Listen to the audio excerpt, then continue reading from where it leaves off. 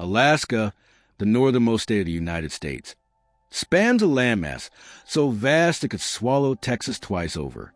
Bordered by the Arctic Ocean to the north and the Pacific Rim to the south, it is a continent unto itself. Cut off, glacial, and colossal. Here, scale distorts. Mountains seem to rise too steeply. Rivers run too wide. Winters last too long. What kind of life can persist in such extremes? We begin at the edge, at the fraying hem of North America. So if you want more journeys into the unforgiving, the beautiful, and the unknown, subscribe. Hit that button and join us as we explore the places that don't fit on postcards. From the Aleutian Islands, the arc of Alaska curves like a scythe. These volcanic shards stretch westward into the Bering Sea, marking the seam where the Pacific Plate dives under the North American. Katmai Redoubt, Augustine, names of fire. The earth still churns here. Ash and ice mingle on cratered summits where lava once surged. The land is raw, half-formed, and yet foxes burrow, seabirds wheel. A few fishing families cling to the edge of the caldera.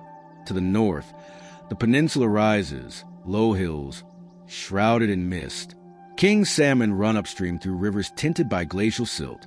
Brown bears wait, still as statues. The quiet breaks in an instant, an explosion of teeth, water, and blood. Life here balances on thin margins. Past the peninsula, the coast opens. Bristol Bay, the world's richest sockeye fishery, a seasonal surge. Tens of millions of salmon. And with them, an old fight between those who live from the sea and those who mine the earth. Below the tundra lie veins of gold and copper, buried deep beneath permafrost and politics. Push inland. The tundra swells like a frozen sea, studded with dwarf birch and reindeer lichen. There are no trees, only wind. In winter, temperatures drop past -40. And yet, people live here. Bethel, Nome, Kotzebue, towns without road between them. They're reached by bush plane or by sled, isolated nodes in a web of snow. In summer, the sun never sets. In winter, it barely rises. North again, the Arctic Circle, the Brooks Range, a final wall before the ice. Mountains knifed by frost. Caribou drift across the ridges like smoke. Hundreds of thousands in restless motion. Predators follow, wolves silent and lean. Their paws leave no sound in the snow. Beyond the brooks lies the North Slope, flat, treeless, stark. Here, Prudhoe Bay marks one of the largest oil fields in North America. A lattice of rigs and pipes crosses the tundra, pumping black gold from frozen ground. The Trans-Alaska Pipeline begins here, a metal spine, 800 miles long, running south to Valdez. But oil is not eternal, nor is the ice. Along the Chukchi coast, permafrost thaws. Entire villages, once safely inland, are collapsing into the sea. Shishmaref, Kivalina, names that may vanish with the shoreline. Eastward now, past Barrow, the northernmost city in the United States, past the emptiness of the Beaufort Sea, into the heart of the interior. Fairbanks stands as a bastion of warmth in a land of cold, not in temperature, but in human density. University, rail hub, regional capital. In January, the sun hangs low, casting long blue shadows across ice-fogged streets. Cars must be plugged in to start. Skin freezes in minutes. But life continues. It always has. Down the Richardson Highway, the landscape sharpens. The Alaska Range rises, sharp, cold, and impassable. And above them all, one summit reigns. Denali, formerly Mount McKinley, native name restored. The High One, at 20,310 feet. It is the tallest peak in North America. But it's not just the height, it's the rise. From base to summit, Denali rises faster than Everest. A vertical shock. Snow scours its slopes. Clouds cling to its crown. Only a few make it to the top each season. Fewer still return unchanged.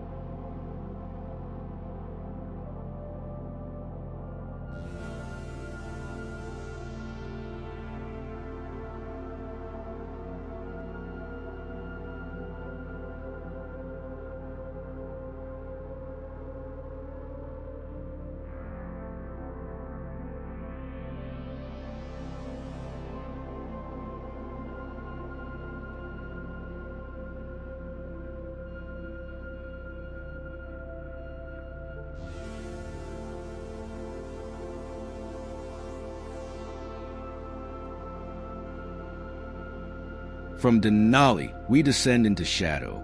South lies the Kenai Peninsula, a softer world by Alaskan standards. Fjords cut into green cliffs. Orcas surface in Resurrection Bay. Glaciers calve into seawater. But even here, cold rules. The town of Seward, named for a man who purchased Alaska from Russia in 1867, feels more Scandinavian than American. A rail line snakes north from here, a steel umbilical that connects to Anchorage, the state's largest city, but not its capital. Anchorage, half the state's population in one place. Yet wilderness presses in from every side. Moose walk suburban streets. Earthquakes rumble beneath. And beyond the lights, the wild begins again. But not all wildness is natural. To the southeast, the old ports of the Inside Passage hold darker echoes. Skagway, Haines, Sitka, places once flooded with gold seekers, now rain-soaked and quiet. In the late 1800s, tens of thousands climbed the Chilkoot Trail, chasing fortune. Many found only ice and death. Ghost towns still cling to cliffs, cabins eaten by moss. The sea route weaves through mist. The Tongass National Forest looms, a temperate rainforest, the largest in the country. Trees grow tall, wet and silent, and in them, bears. Always bears. Juneau appears, landlocked despite its saltwater harbor. Alaska's capital can only be reached by sea or air. The state legislature meets on a low cloud, watched by bald eagles from spruce branches. And from here, a turn inward, to the Yukon River, the old river road. Once plied by paddle steamers, now mostly empty. Villages sit along its banks, lifelines by boat and snow machine. Athabascan and Yupik peoples keep languages alive, traditions unbroken. Fish wheels turn in summer. Smokehouses blaze. But stores are expensive. Fuel costs more than meat. Deeper still, the vast boreal. A world of black spruce, muskeg, and ice. Fire comes often, cleansing, renewing. But when it comes too hot, too wide, it scars. In recent years, the fires have grown. The seasons have shifted. The cold is changing. One last road cuts west.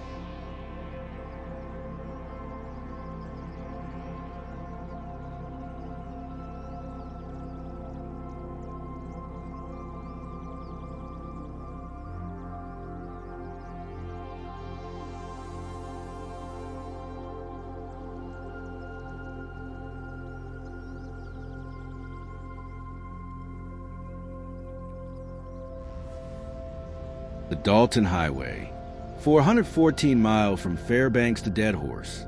Built for the pipeline, it is one of the most isolated roads on Earth. Trucks run year-round, chains clanking, lights slicing snow. On either side, nothing, no towns, no gas stations. Only frost, wolves, and wind. In this silence, the past lingers. Old mining camps, stripped bare, abandoned Cold War radar stations. The remains of Project Chariot, a nuclear excavation plan never realized. And always, echoes of the Alaska Native land struggle. Battles not won, but endured. Still farther west, the Seward Peninsula, almost Russia. On clear days, you can see the outline of the Chukotka coast. The Bering Strait narrows here. 50 miles of wind and water. 2 islands stand in the middle. Big Diomede, Russian. Little Diomede, American. Between them, the international date line, a day and a world apart. And from that line back to the beginning, a return to the islands, the Pribilofs, where fur seals crowd beaches in dark masses. The St. Lawrence Island, closer to Siberia than Anchorage, and beyond the Aleutians again. A loop, a circuit, a territory too large to fully trace. Alaska is not a single story. It is a composite of geologies, weathers, languages, and silences. A land both stolen and safeguarded. Too cold to tame. Too rich to ignore. Too wild to forget. And always, it holds its people. In bartered supplies flown by bush plane.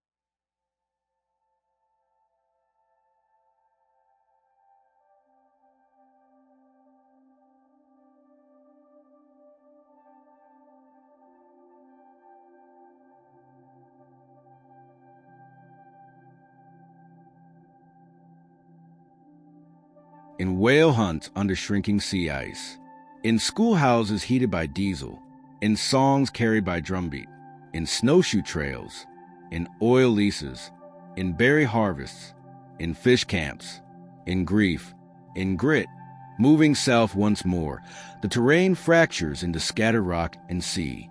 The Alexander Archipelago, hundreds of islands drawn like broken teeth along the Pacific edge. Mist hangs low. Forests rise wet and dark. Tlingit Haida and Tsimshian lands, carved by time and tide. Some villages are reachable only by float plane or ferry. Others vanish when the cannery closes or the dock rots through. Here, the rainforest grows sideways, twisted by wind and soaked by nearly constant rain. Totem poles stand in silent rows. They were darkened by centuries. They are not decorations. They are records of lineage survival and sorrow. In Sitka, the Russian Orthodox domes still gleam, a remnant of colonial ambition, the last capital of Russian America before the flag changed hands. In 1867, the U.S. purchased Alaska for $7.2 million. Critics called it Seward's folly, a frozen wilderness, an empty waste. They were wrong, but not for the reasons they thought. Alaska would yield oil, yes, gold, fish, timber, and more. But its deepest value has always been less tangible. Space, solitude, sovereignty. The land resists possession. Keep moving inland, past the forest line, across the glaciers. Matanuska, exit, Mendenhall. Miles of slow ice, scarred by debris and time. These are not static monuments. They move. They melt. In recent decades, the retreat has accelerated. What took centuries now happens in years. New lakes form in the footprints of vanished ice. Ice caves collapse. Landscapes shift beneath our feet. Climbers speak of the crevasses.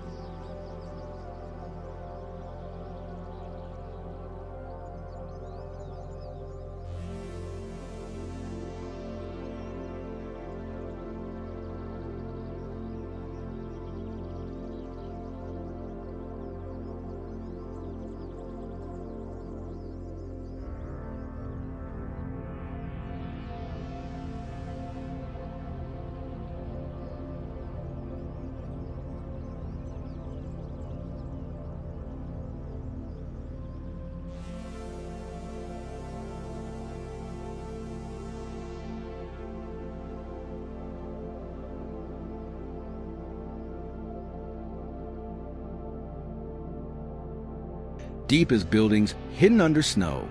To fall is to vanish, but some keep climbing. They say the ice sings when it shifts. Further east, the Wrangell Mountains, massive, remote, volcanic. Inside the Wrangell St, the Elias National Park, the largest in the United States, lies an area larger than 9 U.S. states.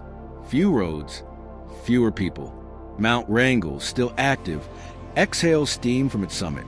A sleeping giant, watched from below by ghost towns. One of them, Kennecott, a former copper mining camp, abandoned in the 1930s. Rusted rails, leaning bunkhouses, collapsed tramways. Once the richest concentration of copper or ever mined. Now only silence. But not far away, another kind of extraction persists. Across the border near the Yukon, old place of mines still churn riverbeds. Water cannons strip hillsides. Gold dust sifts through sluices. The dreams haven't died. They've only modernized. Trucks instead of mules. Diesel instead of firewood. But the hunger, the lure of striking it rich, remains unchanged. Beyond gold, another resource, isolation. In McCarthy, in Eagle, in Circle, people live on their own terms. No stoplights, no malls, just radio, rifles, and wood stoves. Some come to escape. Others were born into it. In winter, they hunt by snow machine. In summer, they mend cabins, fish, raise children. It is not romantic. It is hard, but they stay. To the west, the Yukon-Kuskokwim Delta fans out, a flat, saturated plain of lakes and channels. This is one of the largest river deltas in the world. It floods easily. It freezes fast. Villages stand on stilts. Children learn to drive boats before bikes. Here, yuppie culture runs deep. Subsistence is not nostalgia. It is necessity. Fish seal mooseberries, snowshoes in winter, drying racks in spring. Language clings. Ceremonies endure. Even as the tundra crumbles under climate shifts, the human rhythm stays intact. At least for now. Downstream, the rivers pulse toward the Bering Sea. The Kuskokwim and Yukon empty into silty estuaries. Icebreakers wait offshore. Barges haul in supplies. There are no highways in or out. What arrives by boat or plane. And still this isn't the end. Push farther, to the volcanic belt. The Alaska Peninsula breaks into fire again.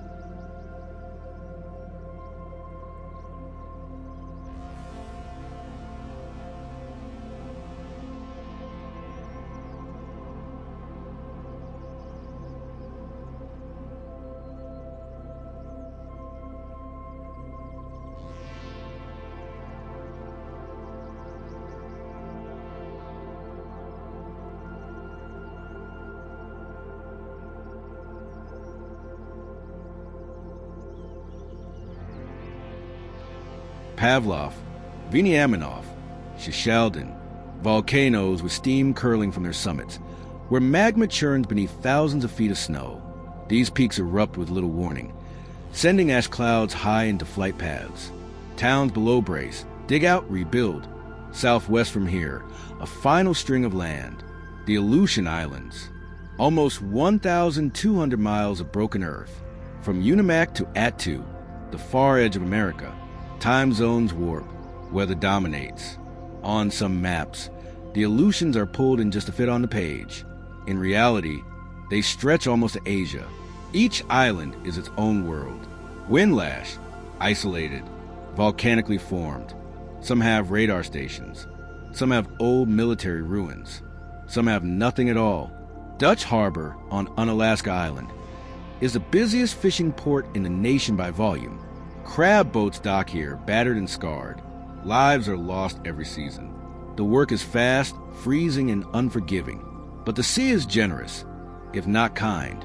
And farther still, Attu Island, at the extreme western end, site of the only World War II battle fought on U.S. soil, a forgotten campaign. Fog, frostbite, and hand-to-hand combat. Hundreds died in a war that left barely a footprint. Today, Attu is empty. The wind moves through abandoned buildings. No one remains. Back north, another kind of border, the edge of the Arctic, the Beaufort Sea, pack ice, polar bears, oil rigs rising offshore. This is where the modern and the ancient grind against each other. The push for energy, the pull of protection. Alaska's beauty has always come at a price. And now that price rises. Permafrost thaws, buildings tilt, roads buckle, entire ecosystems shift. What was frozen for centuries begins to decay.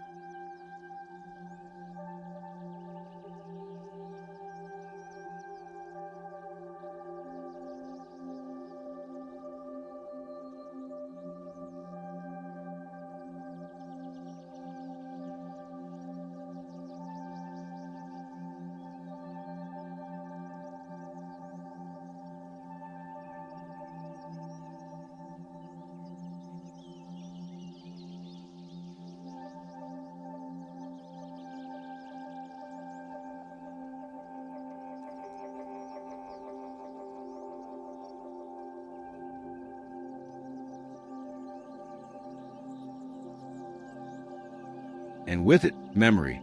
But still, some places hold. In the Arctic National Wildlife Refuge, caribou still calve, wolves still run. The Gwich'in people still call this land the sacred place where life begins. For them, the caribou are not wildlife. They are kin. Every push for drilling is a threat, not just to land, but to continuity. From the ice to the rainforest, from copper to salmon, from oil to wind, Alaska contains all contradictions, all extremes. It is not a blank canvas. It is already written deeply with frost and struggle, and the people remain. They remain in towns like Utqiagvik, where children sled under polar night. They remain in Anchorage, balancing modern life and moose sightings. They remain in Nome, in Juneau, in Kodiak, in villages that hold on despite cost, despite distance, despite everything. Some are in Nupiat, some are Tlingit, some are Aleut, others came later. Oil workers, loggers, scientists, pilots, artists, missionaries, refugees from elsewhere looking for space, for silence, for something they couldn't name. They found it, because here at the cold edge of the continent, the land does not give answers easily. It requires patience. It punishes arrogance. It honors endurance. Alaska is not a place to be taken lightly. It is not a backdrop. It is not a brand. It is a cold beauty, alive, unfinished, and vast beyond belie. But if you keep going, if you do not turn back, you find something else. Silence, not the absence of sound, but the presence of space. A vast, surrounding stillness that presses against the senses. Snow falling on spruce. Wind sliding across open ice. A raven's call, far off, and then nothing again. Time slows. Direction fades. You're no longer moving through Alaska. It is moving through you. And in that stillness, memory. Alaska has always drawn those who vanish. Prospectors who disappeared into mountain passes. Trappers who left no journals. Villages erased by flood or fire or famine. Mission settlements that stand now as ruins. Children sent away to schools where language was stripped from their tongues. Trails worn into the tundra by feet long gone, and yet not forgotten. Across the state, from Barrow to Metlakatla, old names live under new ones. A layered geography. For every Denali at Galishla, for every Nome a Sitniswak. These are not just words. They are maps encoded in sound. And sometimes they speak in festivals held through long winters, in ululations that echo across gymnasiums, in masks carved from driftwood, in drums stretched with seal skin, in dances that mimic whale motion, storm flight, berry gathering. Traditions that do not merely survive. They adapt. They change form, not meaning. In the western interior, near the Kuskokwim, elders still tell the hungry years, a time when the ice came too early, when caches were raided by wolves.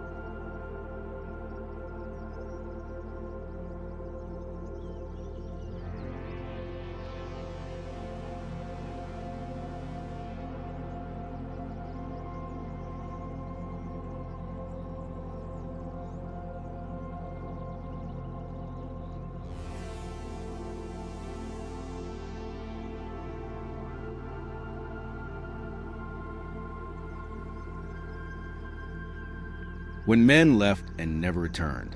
The stories are not warnings. They are instructions. How to read snow, how to travel under moonlight, how to wait without fear for the thaw. Even now, waiting defines much of life here. Waiting for breakup, waiting for freeze-up, for the barge, for mail, for daylight to return. In Shaktoolik, in Tunak, in Anaktuvuk Pass, the rhythm is not quarterly. It is elemental. Earth and sky and sea dictating not if, but when, and always the threat of vanishing. The ocean is rising. Glaciers retreat year by year. Villages that once sat safe above the tide now face retreat inland. Not for the first time, and not the last. Some fight, some relocate, some disappear entirely. Nutak, Shaktoolik, Kivalina, names that may be remembered only in song. But Alaska is not a tragedy. It is a test of balance, between extraction and protection, between memory and change, between silence and voice. Oil, gas, timber, these have built cities, but they have also scarred land. The forest near Hoona cut back to hills. The river is dammed. The ground fractured to reach what lies beneath. Some call it progress. Others call it theft. Both are true, and still the land breathes. In Wrangell St, Elias, wolves cross glaciers, invisible to satellites. In Glacier Bay, humpbacks rise from fog banks, barnacles glinting. In the Arctic refuge, the porcupine caribou herd migrates as it always has, thousands strong, hooves stirring ancient dust. Humans pass through, the land remains, and yet human hands have shaped what we see. Russian fur traders, American soldiers, Japanese bombers in the Aleutians, pipeline engineers, sourdoughs, scientists, preachers, poets, all have left marks, visible and invisible. In downtown Anchorage, a fault line runs beneath office towers. In Sitka, cannery waste lies beneath beach stones. In Fairbanks, buildings lean where permafrost is softened. In Nome, dredges grind the seafloor for gold no longer in rivers. Even the most remote outposts hum with satellite signal. A hunter tracking caribou uses GPS. A child in Akka streams cartoons. A grandmother in Bethel video calls her son in Seattle. Isolation is changing shape, but it is not disappearing. Fly over the Brooks Range at midnight in June, and you will see no lights for hundreds of miles. Just a faint gleam of meltwater. Just shadowed ridges. Just a line where tundra meets sky. Down below, a lone cabin. Smoke curling upward. A figure at the door, watching the sky. For those who live here, the word remote does not mean detached. It means responsibility. To fix your own heater. To cut your own trail. To care for elders. To pass on what was taught. A child learns to gut salmon not for tradition's sake, but for dinner. A pilot learns the sky not for sport, but survival. And still, the seasons roll forward. Autumn, short and golden, burns the tundra to crimson. Caribou come down. Bears feed heavily. The river's slow. And then frost. Winter locks everything in. Darkness reigns. Auroras dance like smoke. The cold deepens the silence. Diesel freezes. Breath crystallizes. And through it all, life persists. Then spring, brief, almost violent. Ice breaks. Rivers rise. Birds return from every continent. Snowmelt races down gullies. The land drinks quickly, as if it knows what's coming. Summer, a riot of light. Salmon run. Mosquitoes rise. Plants grow in days what others take weeks. Boats are mended. Nets are set. There is no time to waste. And again, autumn. A wheel, not a line. In this cycle, something ancient stirs. Not nostalgia, but presence. A sense that life here must be full, even if short. That hardship does not erase beauty. That cold does not kill, it clarifies.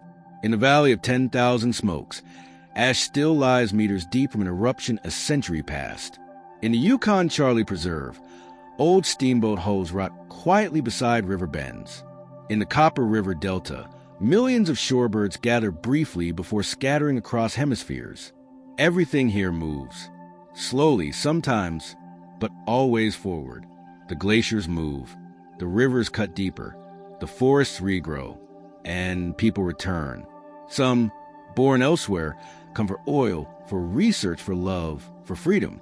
Others come back, to villages abandoned, to languages almost lost, to traditions once driven underground. There is pain here. There always has been. Colonization, epidemics, boarding schools, broken promises. But pain is not the whole story. The story is one of survival, of a girl in Kotlik learning songs her grandmother sings only in Yupik, of a man in eagle carving a boat from a single tree, because that's how it's always been done, of a teacher in Nuksut walking students across the tundra to explain not just what the land is, but who it is, of silence, not as absence, but as instruction, to be still, to watch, to listen, because this place, this cold, severe, extraordinary place, is not waiting to be discovered. It does not need to be tamed. It does not care if it is understood. And still we have not reached the end, because Alaska resists endings. Its scale defies final lines. Even its borders are porous, politically fixed, geographically in flux. Glaciers move, rivers reroute, coastlines collapse, rebuilt by storms. To map Alaska is to chase a shifting form, to freeze something that does not stay still. Follow the rail lines. Few, but essential. The Alaska Railroad, running from Seward to Fairbanks, threads through some of the most rugged land in North America. Built not for tourists, but for freight.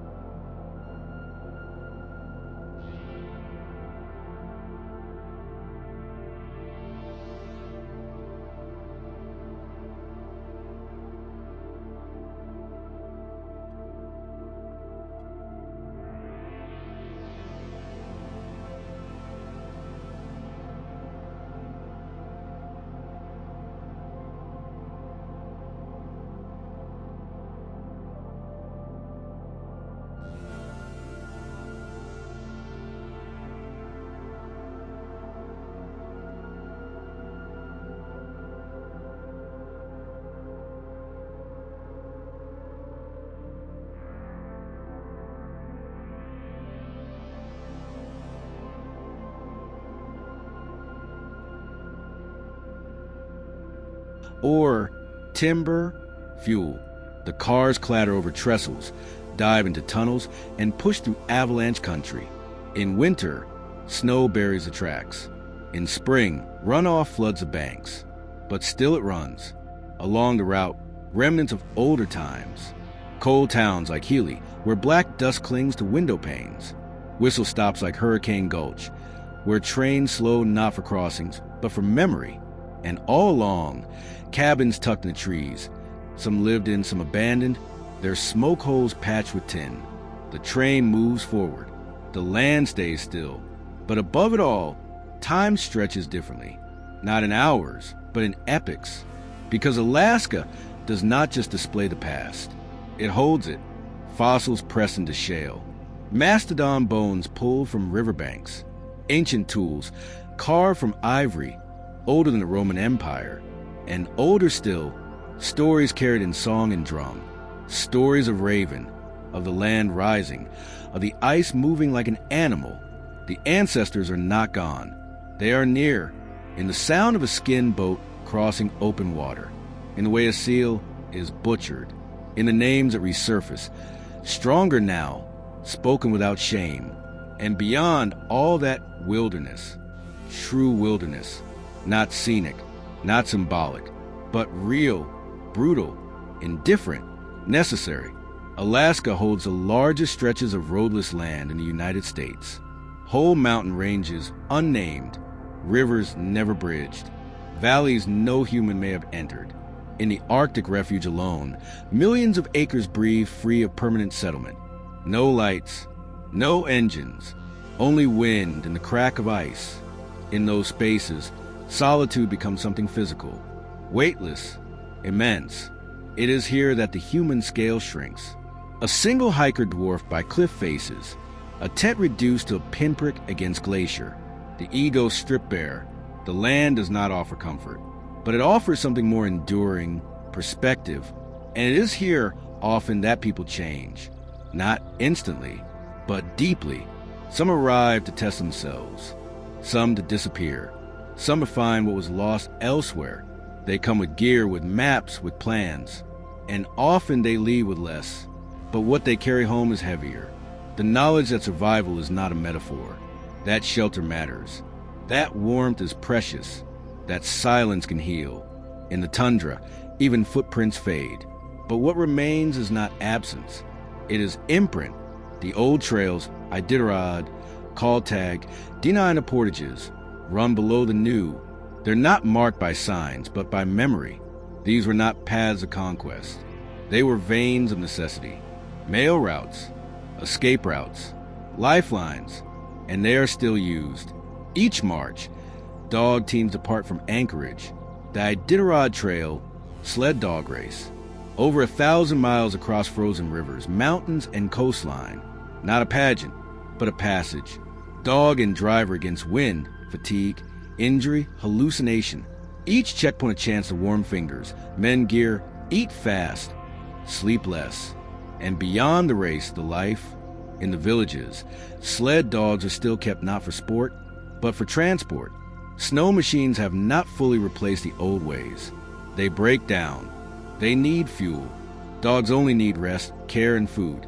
In the deep cold, they keep watch. They pull. They remember. This land does not forget its rhythms. The salmon return.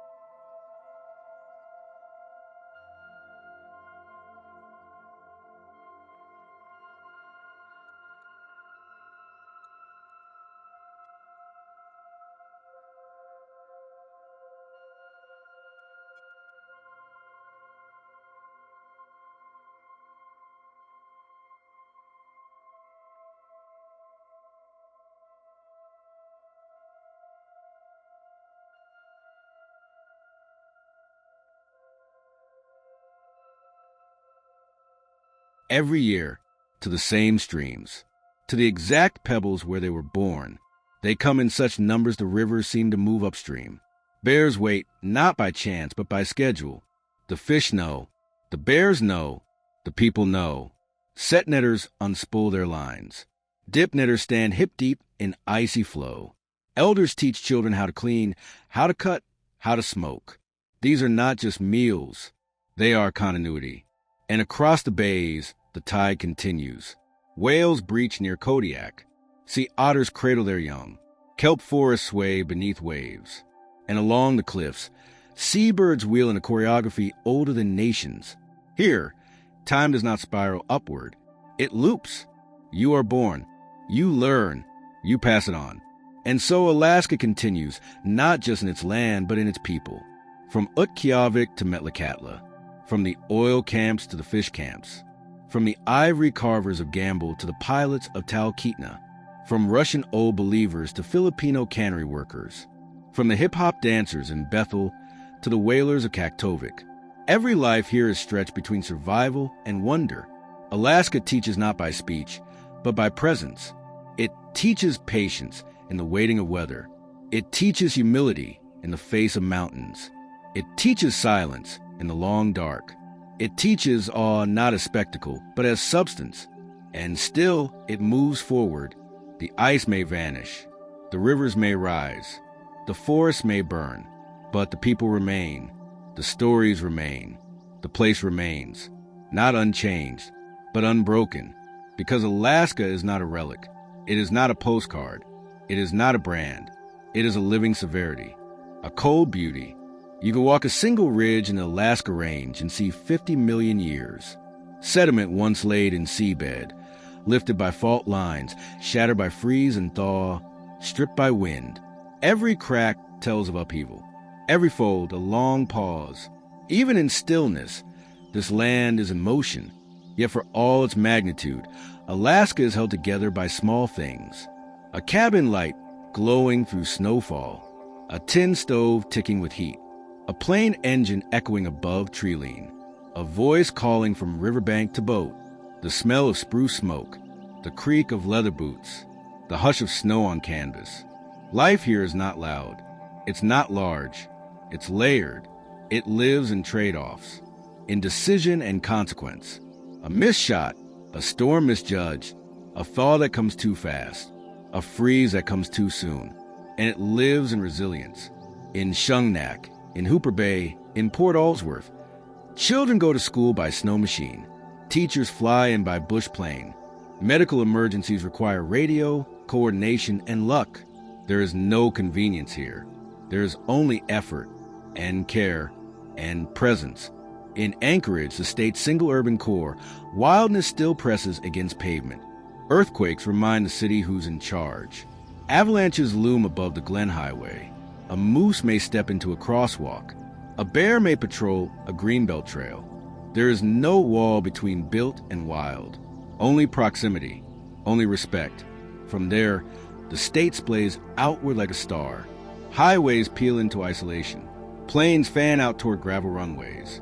Boats cut across bays and inlets where no road will ever run. Communication is layered.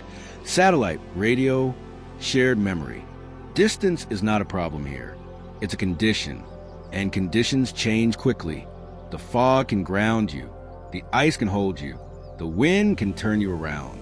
In the bush, in the mountains, in the straits between islands, weather is not an inconvenience. It is law, and so people wait, or turn back, or go forward more carefully.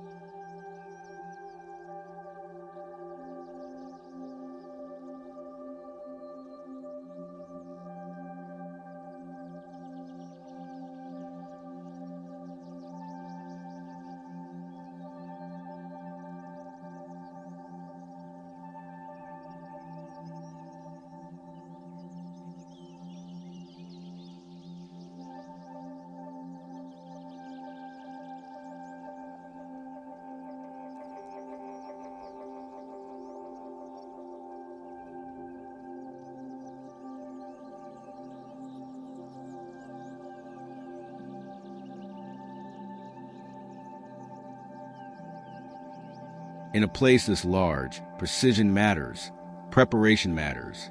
A single mistake echoes longer here, but so does a single act of kindness, a borrowed tool, a shared catch, a signal relayed.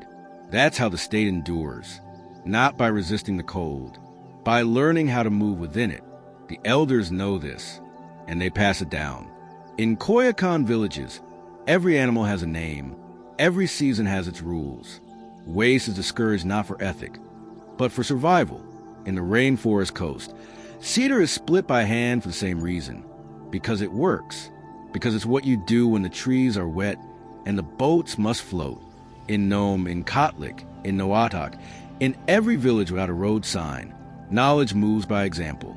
How to walk on river ice, how to read cloud color, how to find your way when the sky gives no sun. And yet, this knowledge lives alongside satellites, alongside search and rescue teams, alongside warming climate, melting ice, rising sea. Modernity does not replace the old ways. It layers with them, not always cleanly, but undeniably, because here, contradiction is the natural state. The most advanced aircraft touch down on gravel strips. Drones survey oil fields while elders sow parkas by hand. Children in villages learn computer coding between fish camp and dance practice. Nothing is one thing. Nothing ever was. Alaska contains all things. Gold dredges and glacier caves. Orthodox bells and whale bones. Pipeline spans and dog trails. Snowfall so soft it erases time. Cold so sharp it burns skin. And in the middle of it all, people just trying to live. Not to conquer, not to tame, just to endure, to work, to raise families, to remember their own dead and teach their own young, and keep their roofs patched and their boots dry. And from the outside, it may seem lonely, but loneliness here is different. It isn't emptiness. It's a fullness few understand. To be surrounded not by silence, but by magnitude, not by nothing, but by everything that will not fit in your hands. To walk out onto a frozen lake at night and feel the stars push down so hard your knees go weak. To climb a ridge and see light move across snow like breath across skin. To sit beside a fire in a canvas tent, the wind singing in the spruce, and know that you are exactly where you are meant to be. This is not romance. It is recognition of scale, of time, of place. And in this recognition, something quiet forms. Gratitude for the warmth that holds through the blizzard, for the neighbor who brings fuel when yours runs out, for the trail broken through hip-deep snow, for the fish dried and the stories told and the songs remembered. Gratitude not as gesture, as instinct, because in this land, everything given is earned, everything kept is tended, everything shared is sacred. And so, we return to where we began, to the simple fact, Alaska is cold, but that cold is not emptiness. It is texture, it is memory, it is shape, it is the clarity that comes when excess is stripped away. And what remains is pure, mountain, ice, water, fire, wind, and life, always life. A mother pulling water from a hole in the river ice, a boy hauling spruce for the stove, a hunter watching the sky for change, a teacher showing a student how to cut the fish just right, a voice singing into the dark. This is Alaska, the cold beauty, unbending, unfinished, and alive. Thanks for watching. See you soon.